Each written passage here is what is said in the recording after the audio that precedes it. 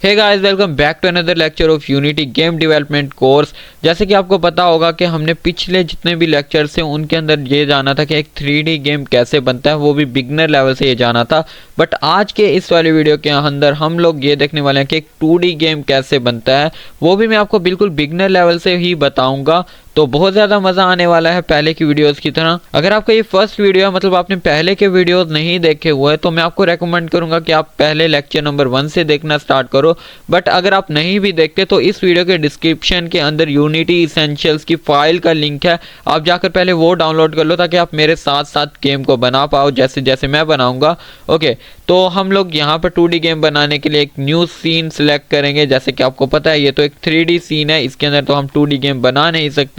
तो उसके लिए आपको यहाँ पर सीन्स में आ जाना है और यहाँ पर इस बार हम लोग सिलेक्ट करेंगे ये 5th वाला सीन। आपको इसके ऊपर डबल क्लिक करना है और यहाँ पर ये हमारा एक 2D सीन आ जाएगा। कुछ इस तरह से दिखता है ये हमारा 2D सीन। एक यहाँ पर आपको ये पिक्चर दिखाई देगी, बल्कि ये एक बोर्ड है। तो देखो मैं आपको समझाता हूँ।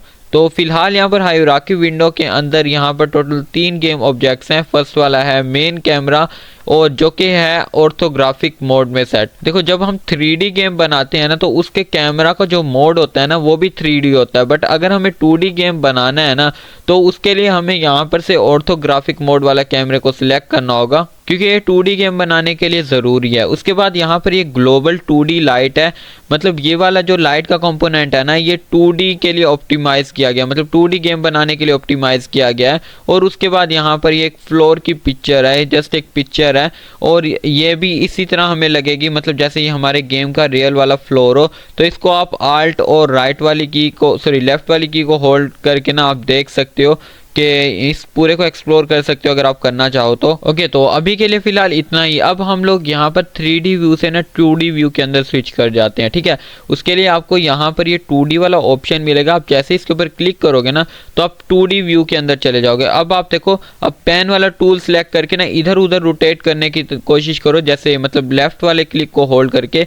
अब देखना, अब आप नहीं इधर उधर देख सकोगे, मतलब लेफ्ट राइट तो देख सकते हो ऊपर नीचे, बट उस तरह नहीं देख सकते जैसे हम 3D व्यू के अंदर देख सकते हैं, ठीक है। अभी यहाँ पर आप फ्लोर वाले गेम ऑब्जेक्ट के ऊपर क्लिक करो और यहाँ पर F प्रेस करोगे ना, तो आप इसको फ्रेम में ले लोगे। तो इस तरह से आप इस फ्लोर को अभी फिलहाल के लिए फ्रेम में ले लो, ठीक है। यहाँ पर ये हमारा फ्लोर आ गया। अभी भी अगर आप इधर उधर देखने का ट्राई करो ना, तो आप उस तरह से नहीं देख सकते जैसे आप एक 3D व्यू के अंदर देख सकते हो, ठीक है। अगर आप नोटिस करो ना, तो यहाँ पर ना 3D व्यू के अंदर गिज़मोज वाला टूल होता है, बट अभी वो वाला टूल भी चला गया। अगर मैं आपको दिखाऊं तो यहाँ पर ये देखो, ये गिज़मोज वाला टूल है, बट जैसे ही मैं 2D में स्विच करूंगा वो टूल भी गायब हो जाएगा, क्योंकि जो 3D गेम होती है ना, सॉरी 2D जो गेम होती है ना, उसके अंदर Z एक्सिस होता ही नहीं है।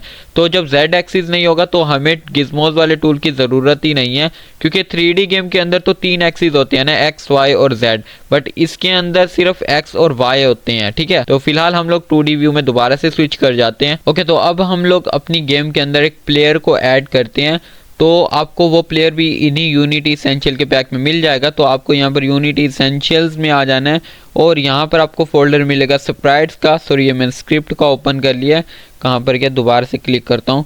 तो यहाँ पर मैं आ गया यूनिटी इसेंशियल के अंदर और यहीं पे होगा ये स्प्राइट्स का फोल्डर, इसके अंदर चले जाना है और यहाँ पर आपको मिलेगा कैरेक्टर्स का, इसमें आपको चले जाना है और यहाँ पर से हम लोग सिलेक्ट कर लेते हैं ये इस रोम्बा वाले टूल को। आप इनमें से किसी भी कैरेक्टर सॉरी प्लेयर को चूज़ कर सकते हो।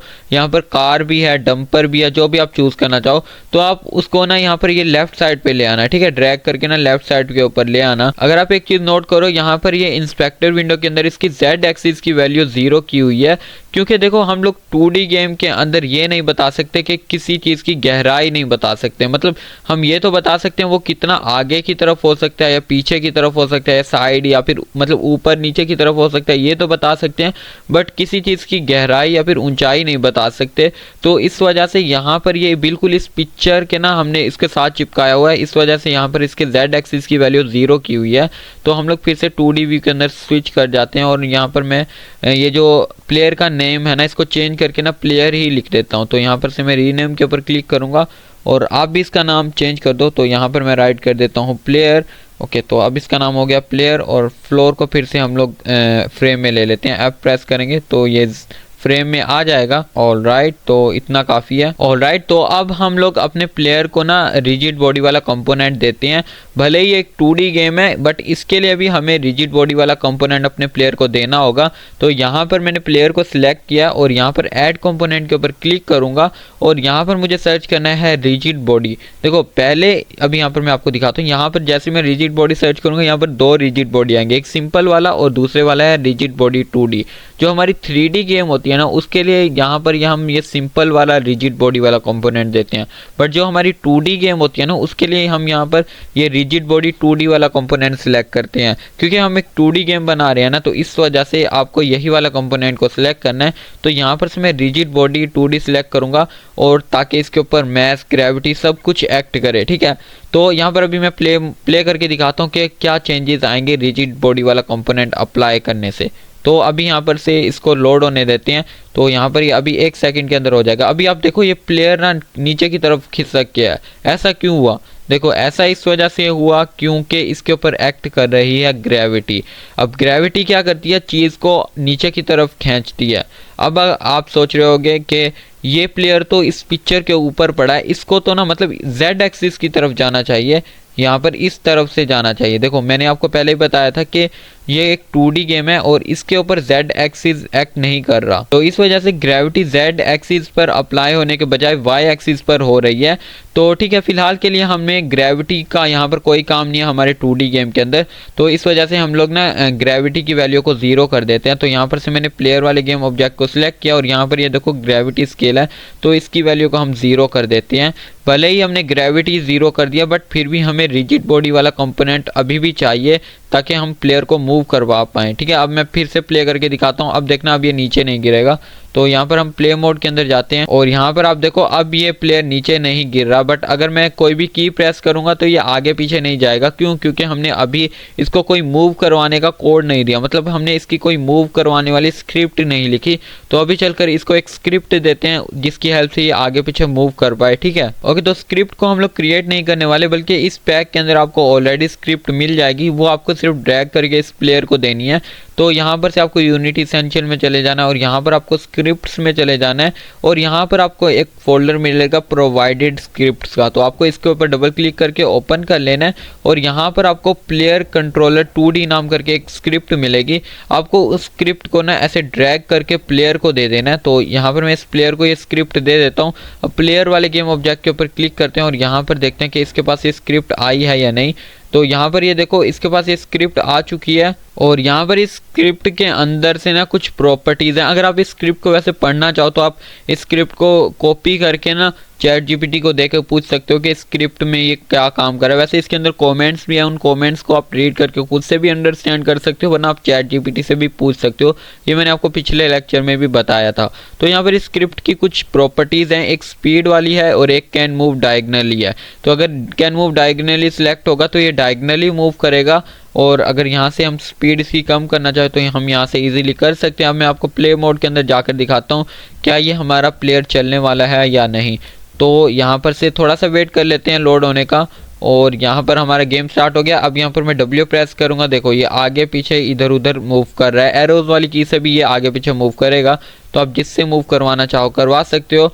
अगर यहाँ पर से मैं कैन मूव डायगनली को ना मतलब अनसेलेक्ट कर दूँ तो देखते हैं क्या होने वाला है। तो गेम मोड से बाहर निकलते हैं और यहाँ पर से मैं इसको अनचेक कर देता हूँ और यहाँ पर से प्लेयर की स्पीड को भी मैं 6 कर देता हूँ। अब देखना, अब यहाँ पर जब हम इसको डिसेबल करेंगे तो ये डायगनली मूव नहीं करेगा। तो यहाँ पर हम थोड़ा सा वेट करते हैं इसके लोड होने का। अब देखो ये किस तरह से चल रहा है, बिल्कुल एक रोबोट की तरह चल रहा है ये। तो ठीक है, हम लोग गेम मोड से बाहर निकलते हैं और इसको वापस से इनेबल कर देते हैं और कंट्रोल एस करके सेव भी कर लेते हैं अपनी गेम को। अच्छा, अब ना हम लोग अपनी गेम के एस्पेक्ट रेशियो को लॉक करने वाले हैं क्योंकि अभी जो आप गेम बना रहे हो ना वो फ्री एस्पेक्ट में बना रहे हो। मतलब जब आप गेम को बना लोगे ना और उसको आप अगर पब्लिश भी कर दोगे तो उस गेम की एस्पेक्ट रेशियो जो होगी ना वो आपके प्रोजेक्ट विंडो के हिसाब से होगी। मतलब अगर मैं यहाँ पर से इसको ऐसे से कर दूं, इतना कर दूं, और आप इसी तरह अपने गेम को ना मतलब वो कर दो, पब्लिश कर दो, तो वो सिर्फ इतनी ही विंडो के अंदर चलेगी। मतलब जो आगे जो भी इसको डाउनलोड करेगा वो सिर्फ इतनी विंडो के अंदर चलेगी, ठीक है। अभी मैं इसको वापस से छोटा कर देता हूँ, और इसको ना मतलब लॉक करने के लिए आप यहाँ पर से ऊपर फ्री एस्पेक्ट रेशियो जहाँ पर लिखा हुआ है इसके ऊपर आप क्लिक करो। मे बी आपका ये फ्री एस्पेक्ट लिखा हो या फिर आपका 16:9 भी लिखा हुआ हो सकता है। तो यहाँ पर से मैं आपको रेकमेंड करूँगा कि आप यहाँ पर से 16:9 एस्पेक्ट को सिलेक्ट करो। इससे क्या होगा, क्योंकि जितनी भी मोस्टली जो भी डिवाइसेस है ना वो 16:9 को ही सपोर्ट करती हैं। 16:9 का मतलब यह कि आपकी स्क्रीन जो है ना वो 16 यूनिट वाइड है, मतलब चौड़ाई में है, और 9 यूनिट ऊंचाई में है, जैसे आपके फ़ोन की नॉर्मली स्क्रीन होती है, ठीक है। तो आप यहाँ पर से 16:9 को ही सिलेक्ट किया करो जब भी आपको लैंडस्केप मोड के अंदर गेम बनानी हो, ठीक है। तो यहाँ पर से अब अगर मैं यहाँ पर ये इंस्पेक्टर विंडो को अगर इधर को खींच कर भी ले आऊँ ना, तो ये देखो ये स्क्रीन को ना मतलब ये जो अपनी गेम वाली विंडो है इसको ना 16:9 के हिसाब से ही एडजस्ट कर रहा है। वरना पहले क्या कर रहा था, वो पिक्चर को छोटा कर रहा था, मतलब जो हमारी ग्राउंड वाली पिक्चर थी ना उसको वो छोटा कर रहा था। बट अब ये ऐसा नहीं कर रहा, अब ये 16:9 के हिसाब से ही खुद को कस्टमाइज कर रहा है, ठीक है। तो इस वजह से यहाँ पर मैं आपको रेकमेंड करूंगा कि आप यहाँ पर से 16:9 को ही चूज करो। तो हम लोग प्ले मोड से बाहर निकलते हैं। अच्छा, अब ना हम लोग अपने इस गेम के अंदर ना मतलब ये जो फ्लोर है इसके पास वॉल्स ऐड करने वाले हैं, ताकि ये जो हमारा प्लेयर है ना ये गेम से कहीं बाहर ना चला जाए। तो उनको ऐड करना भी बहुत ज़्यादा सिंपल है। आप यहाँ पर से इस प्लस वाले आइकन के ऊपर क्लिक करो हायरार्की विंडो के अंदर से, और यहाँ पर 2D ऑब्जेक्ट्स के ऊपर क्लिक करो, यहाँ पर स्प्राइट्स के ऊपर, और उसके बाद यहाँ पर आपको स्क्वायर वाला एक गेम ऑब्जेक्ट मिलेगा, आपको इसके ऊपर क्लिक करना है, और यहाँ पर से आपके सामने एक स्क्वायर वाली शेप आ जाएगी। इसी को हम लोग लंबा चौड़ा करके ना एक अपनी वॉल बनाने वाले हैं। तो वॉल बनाने के लिए हम लोग यहाँ पर से इस स्क्वायर वाले शेप को सिलेक्ट करके पहले तो हम लोग इसका नाम चेंज कर देते हैं। हम यहाँ पर इसका नाम लिख देते हैं वॉल बॉटम। ये नीचे की दीवार होने वाली है ना, तो इस वजह से हम लोग यहाँ पर वॉल बॉटम लिख देते हैं, और यहाँ पर मैं लिख देता हूँ बॉटम। ऑलराइट, अब यहाँ पर से इसको लंबा करने के लिए हम लोग यहाँ पर से चूज करेंगे रेक्ट वाले टूल को। तो इसकी हेल्प से हम लोग इसको इजीली ना मतलब लंबा कर सकते हैं। तो यहाँ पर से आपको यहाँ पर टोटल 4 डॉट्स नज़र आएंगे, और बीच में एक सेंटर में एक डॉट नज़र आएगा। पहले तो मैं सेंटर वाले डॉट से पकड़ कर ना इसको थोड़ा नीचे ले आता हूँ ताकि ये बॉटम वाली जगह पर आ जाए। ऑलराइट, तो यहाँ पर मैं इसको ले आया हूँ। अब इसको थोड़ा लंबा खींच के लेके जाते हैं, और यहाँ पर अगर आप पहली बार रेक्ट वाला टूल यूज़ करो ना तो आपको इसको कंट्रोल करने में थोड़ी सी प्रॉब्लम हो सकती है, बट इसको किसी ना किसी तरीके से खींच कर लेके जाओ। तो मैं इसको ऐसे लंबा खींचता हूँ और देखते हैं, ओके ये कुछ ज़्यादा ही बड़ा हो गया। तो यहाँ पर से मैं इसको ना एक दीवार के साइज़ का ही कर देता हूँ, जितनी ये हमारी पिक्चर की बाउंड्री है बिल्कुल उतना ही कर देते हैं। ऑलराइट, तो यहाँ पर से मैंने इसके वॉल बना दिया। अब यहाँ पर हम लोग गेम मोड के अंदर जाकर देखते हैं कि क्या इसको लगकर ये रुकने वाला है या नहीं। तो मैं प्ले मोड के अंदर जाता हूँ और देखते हैं कि क्या ये हमारी दीवार को लगकर रुकेगा या नहीं। तो हम लोग थोड़ा सा वेट कर लेते हैं, इतनी देर में ये स्क्रिप्ट लोड हो रही है। ऑलराइट, तो अभी यहाँ पर से मैं आता हूँ, और ये देखो ये भाई ये वॉल के आर पार जा रहा है। ऐसा क्यों हो रहा है? क्योंकि हमने इसको रिजिड बॉडी वाला कंपोनेंट नहीं दिया। अच्छा, पहले मैं आपको एक और चीज़ बता देता हूँ कि यहाँ पर ये देखो वो प्लेयर ना इस वॉल के पास जाकर ना गायब हो रहा था। ऐसा लग रहा था कि ये वॉल के ना नीचे जा रहा हो, मतलब वॉल इसके ऊपर आ रही हो। ऐसा इस वजह से हो रहा था क्योंकि ये जो अगर आप इस वॉल वाले गेम ऑब्जेक्ट को सिलेक्ट करके इसका जेड वाला कंपोनेंट देखो ना, तो ये इसके यहाँ पर कुछ वैल्यूज़ हैं। जो हमारा फ्लोर था ना उसका जो जेड वाला एक्सिस पे जो मतलब जो वैल्यू थी वो 0 थी, और जो प्लेयर था उसकी भी वैल्यू 0 थी। बट ये जो वॉल है ना इसकी यहाँ पर कुछ नंबर्स में वैल्यू है। इस वजह से क्या हो रहा है कि ये जो वॉल वाला कंपोनेंट है ना ये या तो इस मतलब ये जो फ्लोर है इसके नीचे है या फिर इससे ऊपर है। तो अगर यहाँ पर मैं 0 कर दूंगा तो ये दोनों बराबर ही एक ही एक्सिस के ऊपर आ जाएंगे। तो यहाँ पर से मैं इसको 0 कर देता हूँ। ऑलराइट, तो अब यहाँ पर मैंने इसको 0 कर दिया, और यहाँ पर अब मैं प्ले करके देखता हूँ। 0 करने से क्या हुआ कि ना ये तीनों चीज़ें ना एक ही प्लेन के ऊपर आ गई, मतलब तीनों ना अब कोई भी चीज़ ऊपर नीचे नहीं है। अच्छा, अभी भी ना वो प्लेयर ना इस वॉल के नीचे से गुजर रहा है। ऐसे लग रहा है कि ये वॉल ऊपर आ रही है और वो प्लेयर नीचे जा रहा है, क्योंकि ये तीनों के तीनों चीज़ें अब एक ही प्लेन के ऊपर आ गई हैं। तो यहाँ पर से मैं एक काम करता हूँ, यहाँ पर से ना इसकी वैल्यू को बिल्कुल थोड़ा सा कम कर देता हूँ। मैं यहाँ पर ना माइनस कर देता हूँ, -0.3 004, मतलब इतना कम किया है कि सिर्फ ये प्लेयर ऐसा लगे कि ये जो वाल है ना वो प्लेयर से थोड़ा सा नीचे है, ठीक है। और यहाँ पर अब हम लोग प्लेयर और वाल दोनों को एक कोलाइडर दे देते हैं, ठीक है। अब यहाँ पर से हम लोग जैसे हमने रिजिड बॉडी 2D अप्लाई की थी 2D गेम ऑब्जेक्ट के ऊपर, मतलब प्लेयर के ऊपर, उसी तरह हम लोग कोलाइडर भी 2D ही अप्लाई करने वाले हैं। तो यहाँ पर मैं सर्च करूँगा कोलाइडर, तो यहाँ पर देखना 2D कोलाइडर आ जाएगा। तो यहाँ पर मैं राइट करता हूँ कोलाइडर, और राइट, तो यहाँ पर ये आ गया है box collider 2D, capsule collider 2D। तो यहाँ पर से हम अगर 2D गेम बना रहे हैं ना तो हमें सिर्फ 2D वाले ही चीज़ कंपोनेंट्स को सिलेक्ट करना होगा। तो अभी यहाँ पर से ये जो हमारी वॉल है इसकी शेप देखो, ये इसकी शेप थोड़ी ना मतलब बॉक्स जैसी ही है। तो इस वजह से हम लोग यहाँ पर से बॉक्स कोलाइडर को चूज़ करेंगे अपनी वॉल वाले गेम ऑब्जेक्ट के लिए, ठीक है। तो यहाँ पर से मैं बॉक्स कोलाइडर को सिलेक्ट करूँगा, तो यहाँ पर से बॉक्स कोलाइडर मैंने इसको दे दिया। अब यहाँ पर से हमें सेम इसी तरह प्लेयर को भी एक कोलाइडर देना होगा। बट अगर आपने यहाँ पर से player as a vacuum add किया या फिर UFO ऐड किया है या फिर कुछ ऐसा ऐड किया है जो गोल गोल नज़र आता है, तो उसके लिए आपको सर्कल वाला कोलाइडर ऐड करना होगा। अगर आपने कार या फिर ट्रक वगैरह ऐड किया जिसकी शेप थोड़ी स्क्वायर में है, तो उसके लिए आपको बॉक्स कोलाइडर ऐड करना होगा, ठीक है। तो यहाँ पर से मैं अपने कैरेक्टर के हिसाब से कोलाइडर ऐड करूँगा। मेरा कैरेक्टर सर्कल में है तो इसके लिए मैं सर्कल वाला कोलाइडर ऐड करूँगा। तो यहाँ पर मैं ऐड कंपोनेंट के ऊपर क्लिक करूँगा और यहाँ पर से देखते हैं स्फेयर कोलाइडर कहाँ पर है। तो मैं सर्च करता हूँ स्फेयर, और यहाँ पर ये आ गया है sphere collider. Sorry, 3D game के अंदर हम लोग स्फेयर कोलाइडर ऐड करते हैं, यहाँ पर इसका नाम है सर्कल कोलाइडर। तो यहाँ पर मैं सर्कल कोलाइडर सर्च करूँगा ना, तो यहाँ पर ये आ गया सर्कल कोलाइडर 2D। तो यहाँ पर इसकी शेप सर्कल में है तो इस वजह से मैं सर्कल कोलाइडर ऐड कर रहा हूँ। अगर आपने कार या फिर ट्रक वगैरह ऐड किया था तो उसके लिए आप बॉक्स कोलाइडर ही ऐड करना अपने प्लेयर को, ठीक है। तो यहाँ पर दीवार को भी मैंने कोलाइडर दे दिया और प्लेयर को भी कोलाइडर दे दिया। अब यहाँ पर हम प्ले करके देखते हैं क्या ये प्लेयर इसको टकरा कर रुकने वाला है या नहीं। तो यहाँ पर थोड़ा सा वेट कर लेते हैं स्क्रिप्ट के लोड होने का, और यहाँ पर से मैं आगे की तरफ जाऊँ तो अब अगर आप देखो ना तो यहाँ पर हमारा प्लेयर रुक भी रहा है और टकरा कर मतलब रुक भी रहा है, और ये दीवार के आर पार पे ही नहीं जा रहा, ठीक है। तो मतलब सब कुछ अभी बढ़िया चल रहा है। अभी हम लोग प्ले मोड से एग्जिट करते हैं। ओके, तो अब हम लोग चारों साइडों पर दीवारें लगा देते हैं। बेसिकली एक साइड पे तो लगाया हुआ है, बाकी 3 साइडों पे भी लगा देते हैं। तो दोबारा से नई क्रिएट करने से अच्छा है हम इन्हीं को डुप्लीकेट कर लें। तो यहाँ पर से मैं वॉल को सिलेक्ट करूँगा बॉटम वाली को और Ctrl+D प्रेस करूँगा तो ये डुप्लीकेट हो जाएगी, और F2 प्रेस करूँगा तो यहाँ पर से मैं इसको रीनेम कर पाऊँगा।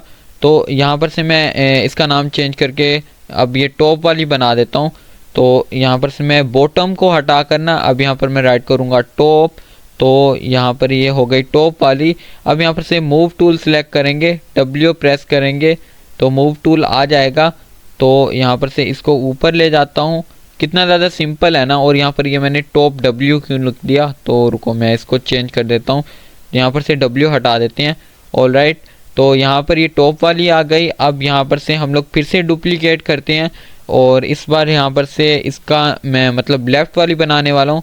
तो यहाँ पर से इसके ऊपर क्लिक करते हैं और यहाँ पर रीनेम के ऊपर क्लिक करते हैं और यहाँ पर मैं लिखूँगा लेफ़्ट।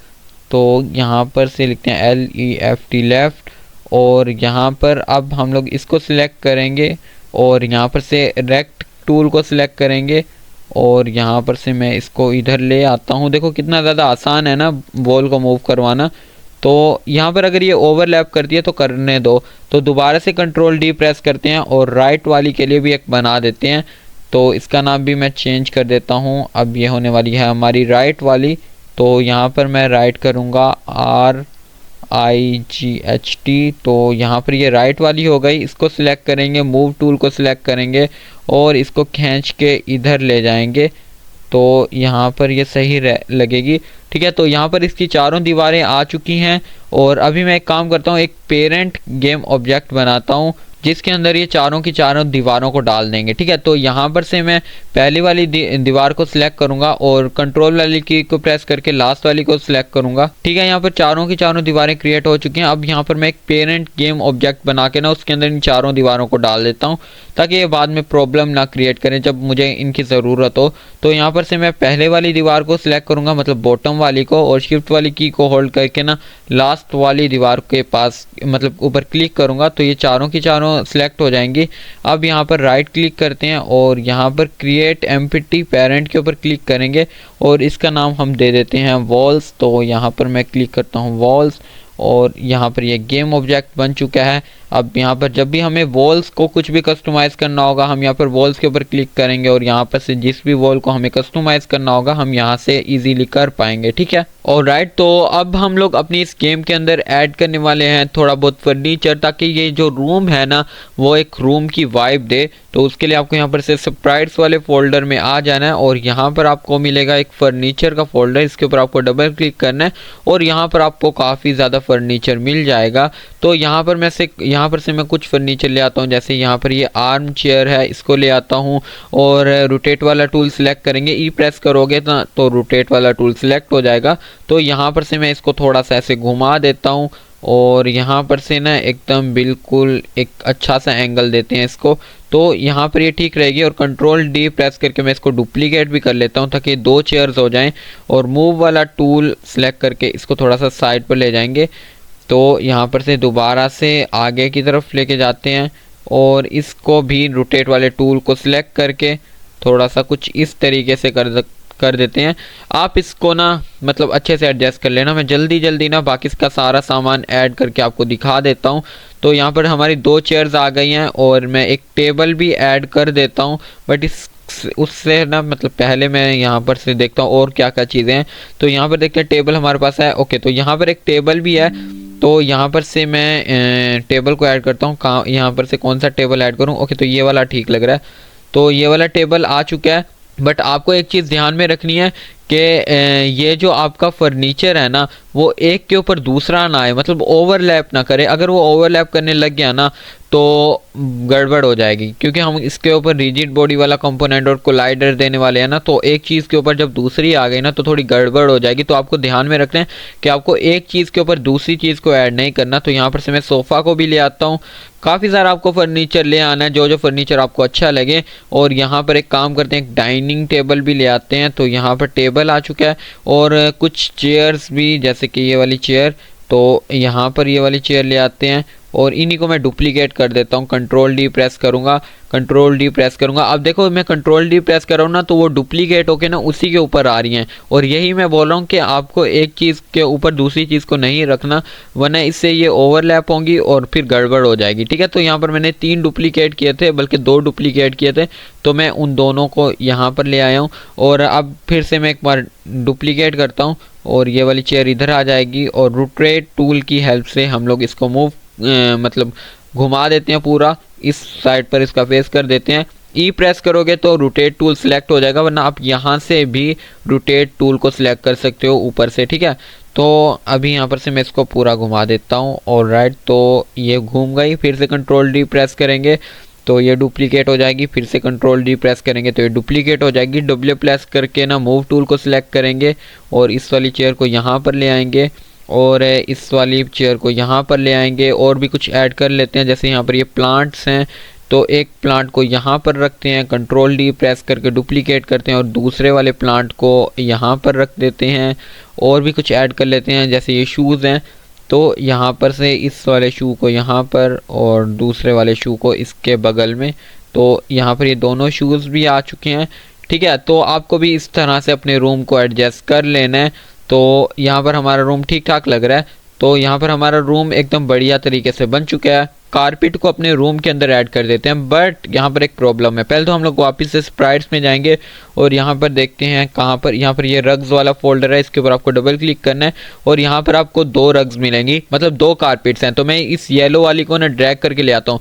जैसे मैं इस कारपेट को यहाँ पर लेकर आऊँगा ना तो यहाँ पर आप देखो कि ये जो कारपेट है ना इसकी वजह से ना, मतलब इसके लाने से ना वो नीचे वाला फर्नीचर छुप गया। ऐसा इसलिए हुआ क्योंकि इसका जो ऑर्डर है ना वो इन चेयर से ऊपर है, मतलब पहले चेयर्स हैं उसके बाद ये कारपेट आई है। तो मैं चाहता हूँ कि पहले कारपेट आए और उसके ऊपर ये चेयर्स वगैरह आए, जैसे नॉर्मली घरों में होता है कि पहले कारपेट पड़ी होती है फिर उसके ऊपर चेयर टेबल ये सारी चीज़ें पड़ी होती हैं, ठीक है। तो हमें इस ये करने के लिए ना यहाँ पर एक फीचर होता है ऑर्डर इन लेयर का, ठीक है। उसकी हेल्प से हम लोग लेयर का ना ऑर्डर दे सकते हैं। मतलब हम ये बता सकते हैं कि पहले ये कारपेट आए और फिर ये बाकी का फर्नीचर आए, ठीक है। तो मैं आपको करके दिखाता हूँ। पहले जहाँ से मतलब जो भी हमें सारे फर्नीचर को एक ही लेयर का ऑर्डर दे देते हैं। मान लो यहाँ पर से मैं ये जो पहली हमने सबसे पहले चेयर को ऐड किया था ना, वहाँ पर से चेयर को सिलेक्ट करेंगे और शिफ्ट वाली की को प्रेस करेंगे और शूज़ तक जितने भी गेम ऑब्जेक्ट हैं इन सारों को सिलेक्ट कर लेंगे, ठीक है। ये शॉर्टकट की होती है कि जिस भी गेम मतलब अगर आपको मल्टीपल गेम ऑब्जेक्ट को एक ही टाइम पर सिलेक्ट करना है तो आप पहले वाले गेम ऑब्जेक्ट को सिलेक्ट करो, उसके बाद शिफ्ट वाली की को होल्ड करो और उसके बाद जो लास्ट वाला गेम ऑब्जेक्ट है जिस जहां तक आपको सिलेक्ट करने हैं, ठीक है, उसको उसके ऊपर क्लिक करो तो वो सारे के सारे सिलेक्ट हो जाते हैं। अब यहाँ पर आप देखो, यहाँ पर एक ऑप्शन है ऑर्डर इन लेयर का, तो मैं यहाँ पर इसका ऑर्डर कर देता हूँ 10। तो जैसे ही मैं 10 करूंगा ना वो कारपेट नीचे चली जाएगी। अब कारपेट नीचे क्यों गई, उसके लिए हमें कारपेट का ऑर्डर देखना होगा। तो यहाँ पर अगर मैं कारपेट का ऑर्डर देखूं तो इसका ऑर्डर इन लेयर है 1, मतलब कारपेट का ऑर्डर है 1 और ये जो ये बाकी का सारा फर्नीचर है इसका मैंने ऑर्डर कर दिया है 10। मतलब कि अगर ये कारपेट को मैं चाहता हूँ कि ये सबसे ऊपर आए तो मुझे इसका ऑर्डर अब 11 करना होगा, एटलीस्ट 11 करना होगा। अब मैंने 11 किया तो ये देखो अब ये जाकर ना बाकी के फर्नीचर के ऊपर आया, बट मैं ऐसा नहीं चाहता। मैं यहाँ पर 5 कर देता हूँ। वैसे तो 1 से भी काम चल जाता, बट 5 इसलिए किया कि अगर हमें कोई चीज़ कारपेट के भी नीचे अगर रखनी होगी ना तो उसकी वैल्यू को हम 1 2 3 या 4 तक हम रख सकते हैं उसकी वैल्यू को, ठीक है। बट नॉर्मली कारपेट के नीचे कुछ भी नहीं होता, तो हम लोग यहाँ पर से मतलब सिर्फ 5 तक ही इसकी वैल्यू को रखते हैं। और अब ठीक है, अब रेक्ट टूल को सिलेक्ट करके ना इसको थोड़ा सा क्रॉप कर देते हैं। तो यहाँ पर ये रहा रेक्ट टूल, इसको सिलेक्ट करेंगे और इसको ना थोड़ा सा छोटा कर देते हैं क्योंकि काफ़ी ज़्यादा बड़ी है। तो यहाँ पर से भी इसको छोटा कर देता हूँ और ये साइडों से भी थोड़ा सा क्रॉप कर देते हैं और इस साइड से भी क्रॉप कर देते हैं, ठीक है। अब ये थोड़ी सी बढ़िया लग रही है और अब ये थोड़ा ठीक लग रही है। इसको थोड़ा सा पीछे की तरफ भी कर देता हूँ। और राइट, तो अब हम एक और कारपेट ऐड करते हैं और ये रेड वाली को चूज़ करता हूँ और ये काफ़ी बड़ी कारपेट है। ओके, तो यहाँ पर ये कारपेट आ गई और ये कारपेट का ऑर्डर है अब 1 ही है, बाय डिफ़ॉल्ट 1 ही होता है, ठीक है। इसका भी ऑर्डर मैं 5 कर देता हूँ ताकि हमें बाद में अगर कोई चीज़ प्लेस करनी हो इस कारपेट के भी नीचे तो उसका ऑर्डर हम 5 से कम रखेंगे, ठीक है। तो यहाँ पर ये दोनों कारपेट्स भी आ चुकी हैं और यहाँ पर अभी सब कुछ बढ़िया, कंट्रोल एस करके इसको सेव कर लेना, ठीक है। और यहाँ पर से मैंने इस वाली कारपेट को भी थोड़ा सा क्रॉप कर देता हूँ, कुछ ज़्यादा ही बड़ी थी। ओके, तो अब ये कुछ मतलब ठीक लग रही है, अब ये ठीक लग रही है। ऑलराइट, तो अभी हम एक काम करते हैं, इस मतलब अगर अपन टेस्ट करें ना इसको, तो यहाँ पर मैं प्ले मोड में आपको जाके दिखाता हूँ। अगर हम इसको टेस्ट करें ना तो हम इस फर्नीचर के आर पार चले जाएंगे। अभी मैं आपको टेस्ट करके दिखाता हूँ। तो ये रहा, अभी ये देखो यार, हमारे प्लेयर देखो कारपेट के नीचे फिर रहा है, मतलब हमारे प्लेयर का जो ऑर्डर है ना वो तो भाई काफ़ी ज़्यादा कम है। तो 1 मिनट पहले मैं इसके ऑर्डर को ज़्यादा करता हूँ।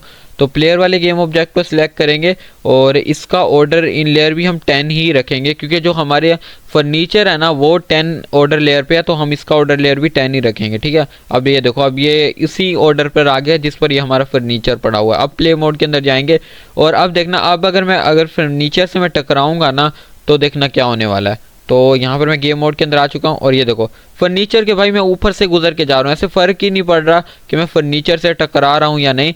तो अभी हमें ना यहाँ पर से कोलाइडर और वो ऐड करनी होगी रिजिड बॉडी वाला कंपोनेंट, ठीक है। इन सभी जितना भी फर्नीचर है ना इस सारे के ऊपर अप्लाई करना होगा। अगर एक एक करके करेंगे तो काफ़ी ज़्यादा टाइम लग जाएगा, तो इसलिए हम लोग एक ही बार में करने वाले हैं। उसका मैंने आपको तरीका बताया, पहले वाला गेम ऑब्जेक्ट सिलेक्ट करो, फिर शिफ्ट वाली की को प्रेस करो और लास्ट वाला जो भी गेम ऑब्जेक्ट है ना उसको ऐसे सिलेक्ट करो।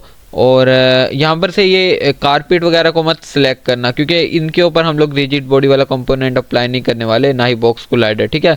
यहाँ पर ऐड कंपोनेंट के ऊपर क्लिक करो और यहाँ पर से हम लोग ऐड करने वाले हैं पहले तो रिजिड बॉडी।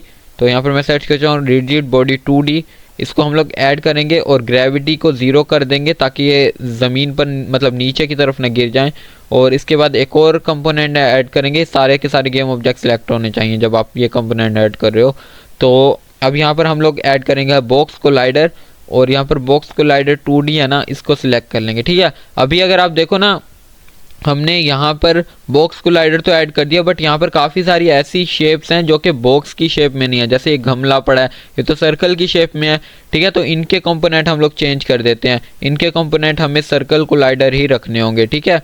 तो यहाँ पर से मैं इसको सिलेक्ट करता हूँ। अगर आपने भी कोई ऐसा कंपोनेंट ऐड किया हुआ है, मतलब लैंप वगैरह, तो उसको मतलब आपको सर्कल कोलाइडर ही देना है। तो यहाँ पर से मैं देखता हूँ कहाँ पर है बॉक्स कोलाइडर। तो ये रहा, ये देखो इसका बॉक्स कोलाइडर लगा हुआ है। बट यहाँ पर से मैं 3 डॉट्स के ऊपर क्लिक करूँगा और रिमूव कंपोनेंट के ऊपर क्लिक करूँगा। अब दोबारा से ऐड कंपोनेंट के ऊपर क्लिक करूँगा और यहाँ पर हम लोग सर्च करेंगे सर्कल कोलाइडर, ताकि इसके ऊपर सर्कल वाला ही कोलाइडर अप्लाई हो। तो यहाँ पर से सर्कल कोलाइडर आ गया और सेम ये साथ वाले गमले के साथ करेंगे, ठीक है। इसके ऊपर भी बॉक्स कोलाइडर लगा हुआ है। रिमूव कंपोनेंट के ऊपर क्लिक करेंगे, ऐड कंपोनेंट के ऊपर क्लिक करेंगे और यहाँ पर से इसको भी सर्कल कोलाइडर दे देंगे।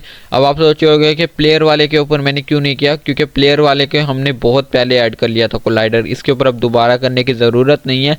तो यहाँ पर अब प्ले मोड के अंदर जाते हैं और देखते हैं कि क्या ये फर्नीचर टकराने से इधर उधर जाने वाला है या नहीं। तो यहाँ पर से मैं प्ले मोड में आ गया हूँ और ये देखो टेबल के साथ टकरा रहा हूँ, सारे टेबलों के साथ टकरा रहा हूँ, गमले के साथ टकरा रहा हूँ, जिस चीज़ के साथ टकरा रहा हूँ ना वो भाई उड़ उड़ के जा रही है। तो मतलब हमारा गेम एकदम बढ़िया तरीके से काम कर रहा है। अभी यहाँ पर से हम लोग प्ले मोड से बाहर निकलते हैं। अच्छा, अभी जो हमारी फर्नीचर की मूवमेंट है ना वो भाई रियलिस्टिक नहीं है, मतलब काफ़ी ज़्यादा फेक लग रही है। तो हम लोग इसको रियलिस्टिक एक मूवमेंट देने वाले हैं, मतलब हम लोग लीनियर ड्रैग और एंगुलर ड्रैग ऐड करने वाले हैं। तो यहाँ पर से हम लोग वापस से अपने पहले वाले गेम ऑब्जेक्ट को सिलेक्ट करेंगे, मतलब फर्नीचर के, और लास्ट वाले को, कारपेट्स को मत सिलेक्ट करना, फिर बोल रहा हूँ। तो ठीक है, अब यहाँ पर से हम लोग यहाँ पर ऑप्शन मिलेगा लीनियर ड्रैग और एंगुलर ड्रैग का, ठीक है। पहले मैं आपको लीनियर ड्रैग करके दिखाता हूँ। यहाँ पर इसकी वैल्यू को आपको 5 से ना 10 के दरमियान रखनी है। तो यहाँ पर लीनियर ड्रैग को अगर मैं 8 करूँगा ना, तो यहाँ पर देखना अभी क्या होने वाला है। तो हम लोग प्ले मोड के अंदर जाएंगे और थोड़ा सा वेट कर लेते हैं स्क्रिप्ट के लोड होने का।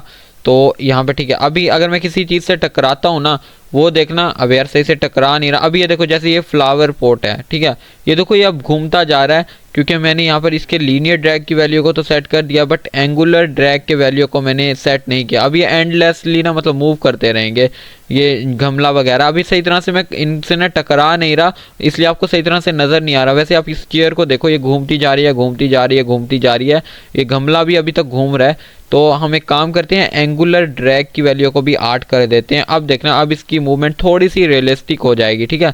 हम लोग फिर से प्ले मोड के अंदर जाएंगे और यहाँ पर थोड़ा सा वेट कर लेते हैं स्क्रिप्ट के लोड होने का। इतनी देर में वीडियो को लाइक कर दो। और यहाँ पर ये देखो, अब अगर मैं चेयर से टकराऊँ तो यहाँ पर ये देखो, अब इसकी मूवमेंट ना थोड़ी सी रियलिस्टिक हो रही है, और ना ही अब ये गमला पहले की तरह घूम रहा है, ना ये चेयर पहले की तरह घूम रही है, बिल्कुल नॉर्मल जैसे फर्नीचर होता है, ठीक है। अभी हम लोग प्ले मोड से बाहर निकलते हैं और Ctrl+S करके आप इसको सेव कर देना, सेव करते रहा करो। अभी भी इतनी ज़्यादा रियल वाली फील नहीं आ रही, तो एक काम करते हैं कि जितना भी फर्नीचर पड़ा है ना, उन सब का मैच ना उनके साइज़ के अकॉर्डिंग ऐड कर देते हैं, तब ज़्यादा मज़ा आएगा, ठीक है। जैसे ये सोफ़ा है ना, तो इसका मैच देखते हैं। अभी इसका मैच है 1 यूनिट, तो मैं इसका मैच कर देता हूँ 10, क्योंकि ये काफ़ी बड़ा सोफ़ा है, तो इसका मैच भी तो ज़्यादा होना चाहिए ना। और ये जो टेबल पड़ा है, इसका मैच हम लोग कर देते हैं 5 यूनिट। तो यहाँ पर से 5, ऐसे समझ लो 5 kg मैंने इसका मैच कर दिया। और ये जो सोफ़ा पड़ा है, इसका मैच भी हम लोग 10 kg कर देते हैं, ताकि टकराए तो पता तो लगे ना कि सोफ़े से हम लोग टकराए हैं, काफ़ी भारी था। और यहाँ पर इसका मैच 10 kg कर दिया, बाकी ये फ्लावर पॉट का 1 kg ही सही है। और इस वाले टेबल का मैच भी हम लोग ना 10 ही कर देते हैं, ठीक है। एक चेयर का मैच हम लोग 10 कर देते हैं, बल्कि ये तो मैंने 0 कर दिया, तो कोई बात नहीं, हम लोग 5 कर देते हैं। अब अगर मैं प्ले करूं, अब देखना, अब मैं टकराऊंगा ना, तो ये इतना ज़्यादा दूर नहीं जाएगा, जैसे पहले टकराने से ये इतना ज़्यादा दूर जा रहे थे। अभी देखो, फ्लावर पॉट से टकराए हूँ वो तो चला गया, बट इसको मूव कराने में मुश्किल हो रही है, और इसको मूव कराने में भी भाई मुश्किल हो रही है। अगर इसका मैं मैच मतलब 10 से बढ़ाकर 100 करवा दूँ ना, तो ये तो सोफ़ा मूव ही नहीं करेगा, ठीक है। आप ये एक्सपेरिमेंट कर सकते हो, 100, 1000, 1 लाख, 1 मिलियन, 1 बिलियन, जितना आप करवाना चाहो आप करवा सकते हो। ओके, तो अब हमारा रूम तो पूरा रेडी है। अब यहाँ पर हम लोग एक कलेक्टिबल को भी ऐड कर देते हैं अपने प्लेयर के हिसाब से, जैसे हमने पहले ऐड किया था, ठीक है। तो वो आपको वापस से स्प्राइट्स वाले फोल्डर में चले जाना है, और यहाँ पर आपको मिल जाएगा कलेक्टिबल्स, आपको इसके अंदर चले जाना है, और आप अपने प्लेयर के हिसाब से जो भी कलेक्टिबल आप ऐड करना चाहो वो कर सकते हो। फिलहाल यहाँ पर मैं डर्ट ऐड कर देता हूँ, क्योंकि ये मेरा वैक्यूम है ना, इस वजह से। तो यहाँ पर से अब यहाँ पर हम लोग इस डर्ट की प्रॉपर्टीज़ देखते हैं कि यहाँ पर क्या क्या ऑप्शन है। देखो पहले यहाँ पर पॉलीगॉन कोलाइडर लगा हुआ है, क्योंकि इसकी शेप ट्राइंगल जैसी है ना, इस वजह से पॉलीगॉन वो लगा हुआ है कोलाइडर। और यहाँ पर से हम लोग इसकी इस ट्रिगर वाली प्रॉपर्टी को भी इनेबल कर देते हैं। और यहाँ पर ये जो इसकी स्क्रिप्ट है इसके अंदर इसकी रोटेशन स्पीड वगैरह है। और यहाँ पर एक और चीज़ भी होगी, मैं दोबारा से इस डर्ट के ऊपर क्लिक करता हूँ। ओके, तो यहाँ पर इसके ऊपर ऑन कोलेक्ट इफेक्ट भी लगा हुआ है। मतलब ये इफेक्ट वो होता है जब हम इसको कोलेक्ट करेंगे ना तो एक इफेक्ट आएगा, मैं आपको दिखाता हूँ। तो यहाँ पर से हम लोग गेम मोड के अंदर जाते हैं और यहाँ पर फिर से थोड़ा सा वेट कर लेते हैं गेम के लोड होने का। अब जैसे मैं इसको कलेक्ट करूँगा ना, ये देखो एक इफेक्ट आया, ठीक है। तो ये वही इफेक्ट है, ऑन कोलेक्ट इफेक्ट, ठीक है। आप इस तरह से कोलेक्टेबल ऐड कर लेना अपनी गेम के अंदर। ओके, तो अब यहाँ पर हम लोग इसी कोलेक्टेबल को ना डुप्लीकेट कर लेते हैं ताकि हम लोग काफ़ी ज़्यादा कोलेक्टेबल्स बना पाएँ, ठीक है। तो यहाँ पर से हम लोग इस कोलेक्टेबल को डुप्लीकेट करते हैं, फिर से डुप्लीकेट करते हैं, एक पूरा पाथ बना देते हैं ताकि हम लोग मल्टीपल कोलेक्टेबल्स बना पाएँ और फिर उनके साथ खेलने में ज़्यादा मज़ा आएगा, ठीक है। मैं अभी के लिए बस इतना ही बनाने वाला हूँ ताकि ज़्यादा गंद ना हो जाए हमारे इस रूम के अंदर। सॉरी, मैंने यहाँ पर कुछ और प्रेस कर दिया, कंट्रोल डी प्रेस करके आप इसको डुप्लीकेट कर सकते हो, ठीक है। अभी यहाँ पर मैं प्ले मोड के अंदर जाऊँगा और यहाँ पर चेक करते हैं कि कैसा फील आने वाला है इतने सारे कलेक्टिबल्स को कलेक्ट करके। और यहाँ पर ये देखो, ये बहुत ज़्यादा मज़ा आ रहा है इनको कलेक्ट करके। आप एक पूरा पाथ बना सकते हो, ठीक है। और राइट, फिलहाल यहाँ पर अपनी हायरार्की विंडो के अंदर काफ़ी ज़्यादा गंद मच चुका है। तो यहाँ पर हम एक पेरेंट गेम ऑब्जेक्ट बनाते हैं हर चीज़ के लिए अलग से, ठीक है। ये जितना भी फर्नीचर ऐड किया है इस सारे के लिए हम लोग एक अलग से बनाते हैं गेम एम्प्टी पेरेंट। तो यहाँ पर से मैं फर्स्ट और लास्ट वाले को सिलेक्ट करूँगा जहाँ तक मतलब मुझे ऐड करना है। तो यहाँ पर हम लोग क्रिएट एम्प्टी पेरेंट के ऊपर क्लिक करेंगे और इसको कुछ भी नाम दे देते हैं, जैसे कि हम दे देते हैं फर्नीचर, क्योंकि ये सारा फर्नीचर है ना। तो हम लोग यहाँ पर राइट करेंगे फर्नीचर, FURNITURE। स्पेलिंग गलत भी हो सकती है, बट हम लोगों ने यहाँ पर एक पेरेंट क्रिएट कर दिया है। और ये जो रग्स हैं इनके लिए भी हम एक अलग से पेरेंट क्रिएट करेंगे, ये जो दो हैं।